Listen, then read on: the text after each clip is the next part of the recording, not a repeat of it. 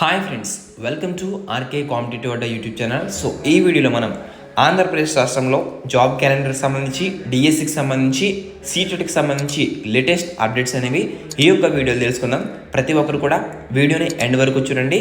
అదేవిధంగా ఇలాంటి job updates, అదేవిధంగా ఆంధ్రప్రదేశ్కి సంబంధించి విద్యా ఉద్యోగ సమాచారం మీరు ఎప్పటికప్పుడు తెలుసుకోవాలనుకుంటే మన వాట్సాప్ ఛానల్లో జాయిన్ అవ్వండి. వీడియో డిస్క్రిప్షన్లో ఛానల్ లింక్ అయితే ఇచ్చాను. అదే విధముగా మీరు టెట్కి, డిఎస్సికి, సీటెట్కి ఎవరైతే ప్రిపేర్ అవుతూ ఉన్నారో, మిగిలిన కాంపిటేటివ్ ఎగ్జామ్స్కి ఎవరైనా ప్రిపేర్ అవుతూ ఉంటే కనుక వారందరి వరకు మీకు ఫ్రీ ఆన్లైన్ టెస్ట్స్ అనేవి మన వెబ్సైట్లో ప్రొవైడ్ చేస్తున్నాం. అది మీకు కావాలనుకుంటే గూగుల్లోకి వెళ్ళి rkcompetitiveadda.com అని సెర్చ్ చేస్తే మన వెబ్సైట్ అయితే వస్తుంది. అక్కడ నుంచి ఫ్రీ ఆన్లైన్ టెస్ట్స్ అనేవి మీరు అన్ని పోటీ పరీక్షలకు పొందవచ్చు.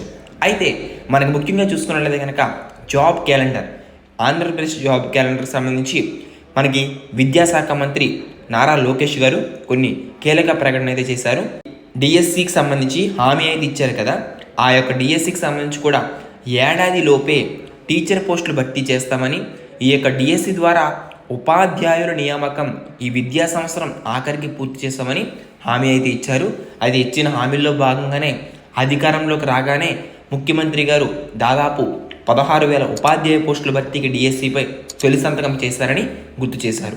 అయితే ఈ యొక్క ఏదైతే విద్యా సంవత్సరం ఉందో, అంటే 2025 జూన్ నాటికి ఈ యొక్క డిఎస్సి, మెగా డిఎస్సికి సంబంధించి 16,000 ఉపాధ్యాయ పోస్టుల భర్తీ ప్రక్రియ పూర్తి చేస్తామని ఆయన తెలియచేయడం జరిగింది.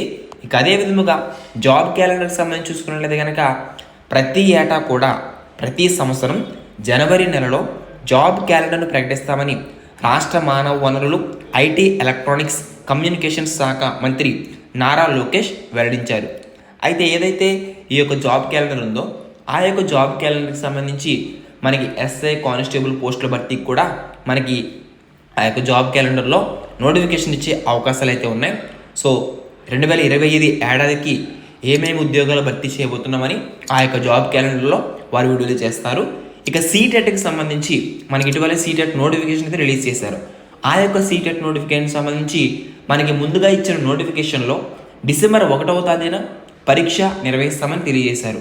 అయితే కొన్ని పరిపాలనా కారణాల వల్ల మనకి ఆ యొక్క సీటెట్ పరీక్ష తేదీ అనేది వాయిదా వేయడం జరిగింది.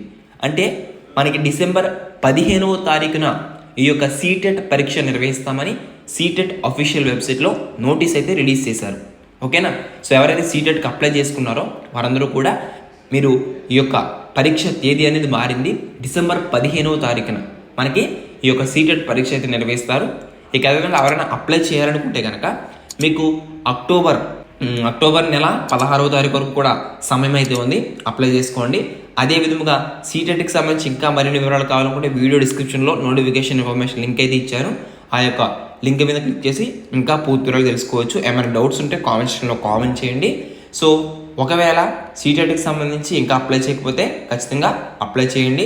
ఎందుకంటే కేవీఎస్, ఆర్మీ స్కూల్ ఈ యొక్క టీచర్ పోస్టుల భర్తీకి సంబంధించి సీటెట్ సర్టిఫికేట్ అనేది ఖచ్చితంగా అడుగుతారు.